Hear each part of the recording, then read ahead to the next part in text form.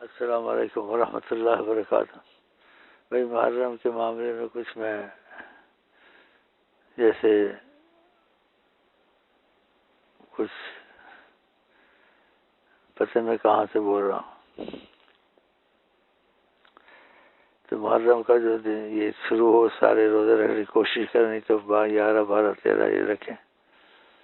اور محرم کے مہینے میں جب شروع ہو میٹھا بالکل بند کر دے، ہر چیز میں میٹھا نہیں کھانا ہے، کوشش کریں،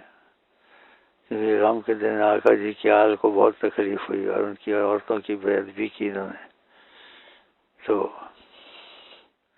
تو غم کے دن ہے بیٹھ کے دروشی پڑھنا ہے، اور یا بیٹھ کر جس کو ہو سکے مجالس میں، میرا خیال ایسے ہے دائرے بنا لو، کوئی یاسین شریف پڑھتے رہیں، کوئی کل شریف پڑھتے رہیں، کوئی درود ابراہیمیہ پڑھتے رہیں، اور پھر یہ ہدیہ ہم کر دیں آقا جی کو، سیدنا مولانا حسن کو انشاءاللہ۔ تو میرے دل میں تو یہ آ رہا ہے، جو کدھر سے آ رہا ہے اللہ کے کرم سے، جو جہاں بھی بھائی ہوں اور بیٹھ کے یہ چیزیں پڑھیں اور پھر ادھر حوالے کریں،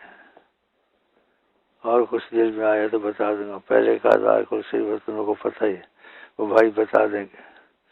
کیونکہ آقا جی کو ان دنوں میں بڑی تکلیف پہنچی تھی اور بہت غمگین رہتے تھے،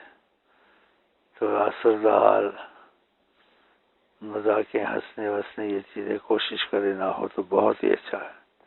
دل لگی مذاق یہ چیزیں نہ ہو، خاموشی بس، انشاءاللہ خدا توفیق دے۔ خدا حافظ، السلام۔ باقی یہاں کے علاوہ جہاں ہیں